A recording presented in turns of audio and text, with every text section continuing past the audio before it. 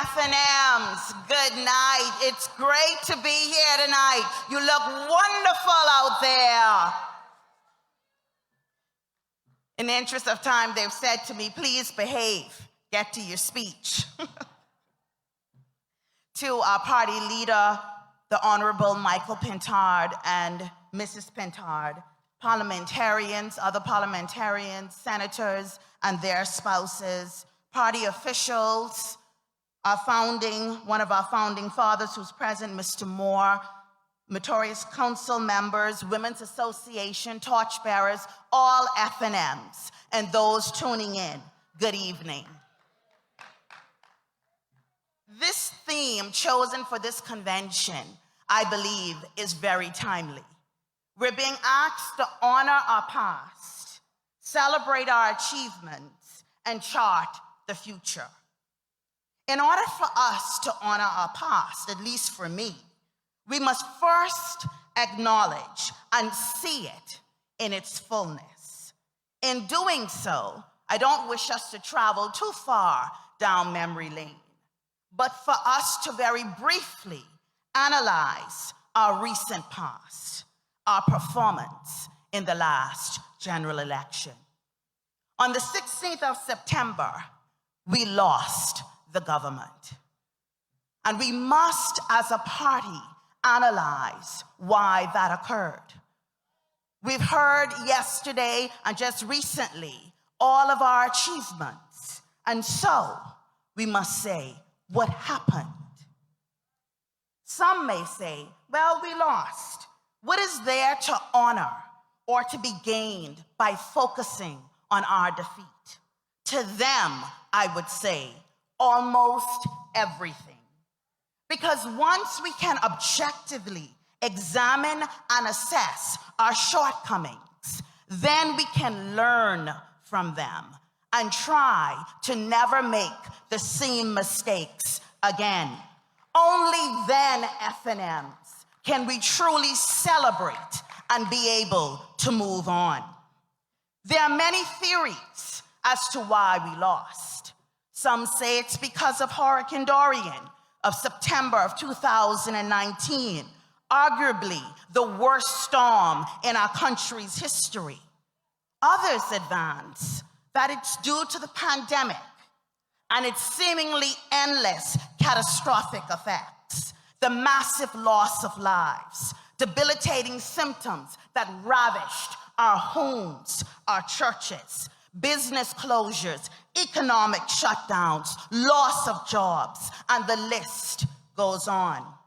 For others, however, and this is key, it was how our leader or leaders handled these crises.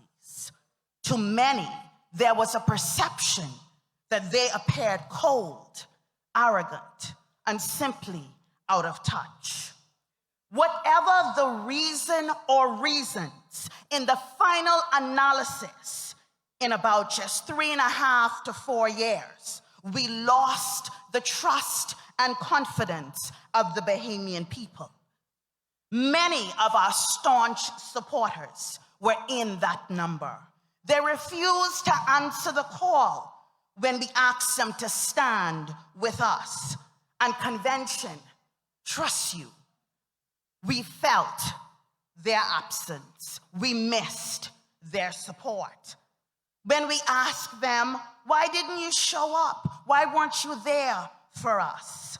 They say, I didn't show up because their FNM, our party, hurt them.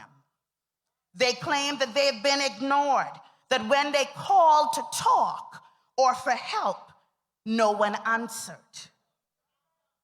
FNMs, we must find a way of better connecting with our people. As a result of their feelings, and whatever the reasons may be, thousands of our people did not vote. The Bahamas experienced the lowest general election turnout in our country's history. The polls show that. So then, What should we learn from this? What's the takeaway? I say, firstly, Mr. Leader, that we must never take our FNMs for granted again. Eyes FNM, use FNM. When we achieve power, there must be more of a conscientious effort to listen to FNMs and help them as much as possible. It takes us all to win a general election.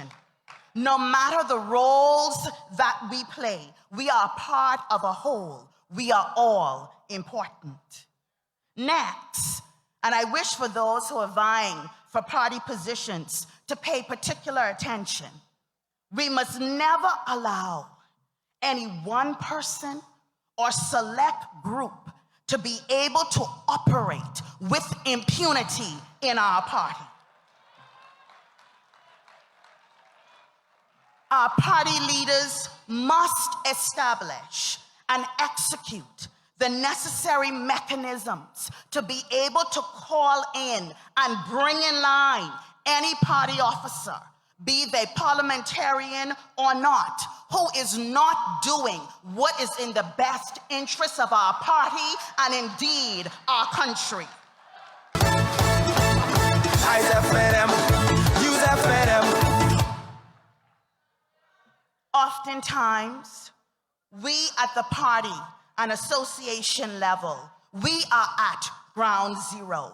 We are the first to hear the concerns and cries of our supporters and citizens. And so therefore, there must be some mechanism in place so that when we need to act, we are able to do so and do so decisively. FNMs, our history has taught us that party politics, it's not about an individual or select group. It's about all of us. And only once we are truly united can we rebound and win again. This, I say to you, is how we truly honor our past. We see it for what it is. We learn from our mistakes, and just as our founding fathers and previous leaders faced many setbacks, just like them, we persevere. FNMs, we may be down right now, but we are not out. We are going through our aches and pains, but this too shall pass. Convention, as been said to you countless times, we've achieved much, and no doubt we'll continue to achieve because we are a resilient party. And starting now that we are armed with the reasons for our defeat, combined with our new leader, a new team to be elected tomorrow, new attitude, renewed vision, and energy, we can and will begin to chart our future. We must, as soon as possible, advance with new vigor our plans to reform and repair our healthcare, educational, and economic systems. FNMs, make no mistake, Bahamians are wise. They will soon, if they have not already done so, see that the Progressive Liberal Party is at its core a party of spite and victimization. No matter the change of faces or leaders, their script remains the same. We FNMs must by now know, and if we don't, then we need to know and own it, that whenever we are compared to any other party, we are simply the best.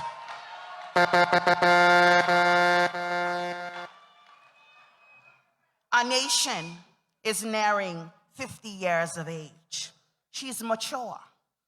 She's no longer young and naive, and she will not fall all the time for pretty faces and empty promises. The Bahamas' days of sticking it out with any one political party if she feels it is not going to satisfy her or meet her needs, are gone. What does this mean for us then, FNMs? We must therefore, in charting the way forward, adapt and show the Bahamas that we, the FNM, we are her greatest and best love. We are the best political party for this country. Eyes FNM, use FNM. We must be diligent and hold the government's feet to the fire. FNMs, we must also, particularly our parliamentarians, be careful and walk a tight line, not to appear to be too critical, but make fair assessments. We must warn the government when we see that they're about to fall or make missteps, because such missteps can impact us for generations. Overall, we must never let up. And when we point out the government's flaws, and there are many, we must never forget to show how and why we would do things differently, how we would do things better, how we would do things the FNM way. Convention, as I close, our history has shown us that defeat is not the end. This is merely a stepping stone. And that once we are truly united, once we've learned from our mistakes, we have reached and we reach out to our staunch members and supporters and we bring them back under the tent, then we will certainly move forward. That our past is rich and we've achieved much. 50 years and counting of valiant political service to this country. As we move forward, we know that our future is bright. We have the fire. It is within us. And no matter the adversity, no matter the challenge, we will meet them all because we are FNMs and we are red and never scared.